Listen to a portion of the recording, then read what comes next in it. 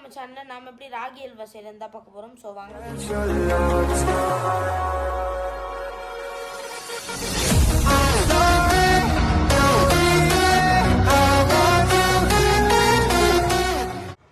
இப்போ 1 கப்பு நம்ம ராகி எடுத்துக்கிறோம். இப்போ அதை ஒரு பவுலில் போட்டுக்கலாம். இப்போ தண்ணி ஊற்றி அதை நல்லா வாஷ் பண்ணிக்க போகிறோம். நாங்கள் 3 வாட்டி வாஷ் பண்ணியிருக்கோம். இந்த மாதிரி 3 வாட்டி வாஷ் பண்ணால் தான் அதில் இருக்க மண் எல்லாமே வந்துடும். இப்போ இதில் எவ்வளோ அழுக்கு வெளியே வந்திருக்கு பாருங்கள். அதில் இருக்க டஸ்ட் எல்லாமே வெளியே வந்துடும்.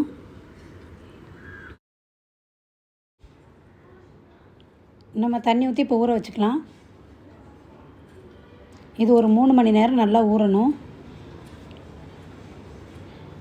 இப்போ 3 மணி நேரம் நல்லா ஊறிடுச்சு.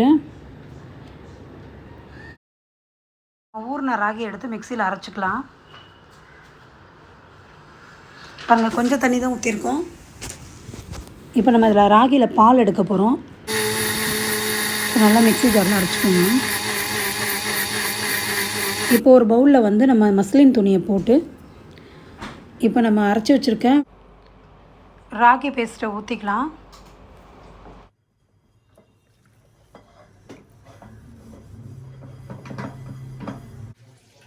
இப்போ பாருங்கள், நல்லா அதை சுருட்டி நம்ம எப்படி வந்து பன்னீர் ரெடி பண்ணுறோமோ அந்த மாதிரியே நம்ம பால் இப்போ அப்படி பிழிஞ்சு எடுக்கணும். இப்போ நம்ம பால் எடுத்துட்டோம். ராகி பால் 1 கப்பு, நார்மல் பால் 1 கப்பு, சர்க்கரை 1 கப்பு, ஏலக்காய் தூள் 1 ஸ்பூனு, தேவையான அளவுக்கு நெய். இப்போ ஒரு பேன் எடுத்துக்கலாம். அதில் நம்ம ராகி பால் ஊற்றிக்கலாம். நார்மல் பால் ஊற்றிக்கலாம். இப்போ 1 கப்பு சர்க்கரையும் போட்டுக்கலாம். இப்போ நல்லா மிக்ஸ் பண்ணிக்கோங்க. இப்போ நம்ம சர்க்கரையெல்லாம் நல்லா கரையணும். இப்போ கரைஞ்சிடுச்சு சர்க்கரையெல்லாம்.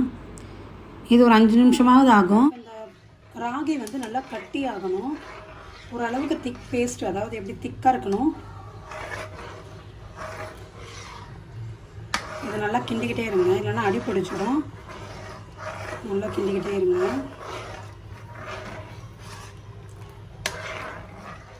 இப்போ நம்ம ராகி வந்து இவ்வளோ திக்காக வந்துருச்சு. இப்போ ஒரு சின்ன கரண்டியில் 1 கரண்டி நெய் சேர்த்துக்கோங்க.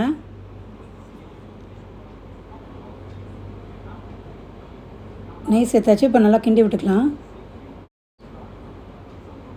அல்வா செய்கிறதுக்கு வந்து நெய் தான் ரொம்ப முக்கியம். அதனால தான் நெய் சேர்த்துக்கிறோம்.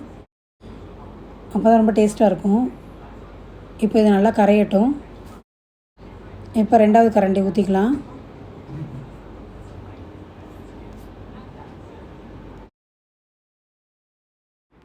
இப்போ 2வது கரண்டி நெய்யும் ஊற்றி நல்லா கிண்டிக்கலாம். இப்போ 1 ஸ்பூன் ஏலக்காய் பொடி போட்டுக்கலாம். இப்போ நல்லா கிண்டி விட்டுக்கோங்க.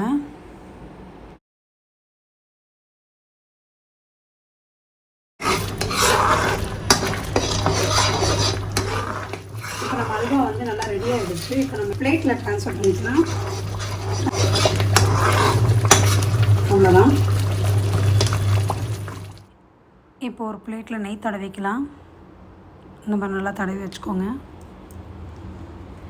இப்போ நம்ம அல்வாவை வந்து இதில் ஊற்றிக்கலாம். அல்வா ஊற்றியாச்சு. ஒரு பேனில் கொஞ்சம் நெய் ஊற்றிக்கலாம். நெய் காஞ்சிடுச்சு. முந்திரி போட்டு வறுத்து எடுத்துக்கலாம். இப்போ நம்ம அல்வா பிளேட்டில் ஊற்றி வச்சுருக்கோம் இல்லைங்களா, அதில் வந்து நம்ம டெக்கரேட் பண்ணிக்கலாம். இந்த மாதிரி ஒவ்வொரு முந்திரியாக நீங்கள் எடுத்து வச்சுக்கோங்க. ராகி அல்வா சூப்பராகவே ரெடி ஆகிடுச்சு. பாருங்கள் எவ்வளோ அழகாக இருக்குன்னு. இதை உங்கள் வீட்டில் ட்ரை பண்ணி பாருங்கள். இந்த வீடியோ பார்த்ததுக்கு நன்றி. இந்த வீடியோ உங்களுக்கு பிடிச்சிருக்கும்னு நினைக்கிறேன். பிடிச்சிருந்துச்சுன்னா லைக், ஷேர் மற்றும் நம்ம சேனலை சப்ஸ்கிரைப் பண்ணிக்கோங்க. பக்கத்தில் இருக்க பெல் ஐக்கான் கிளிக் பண்ணிக்கோங்க. அடுத்த வீடியோவில் பார்க்குறேன். பாய்.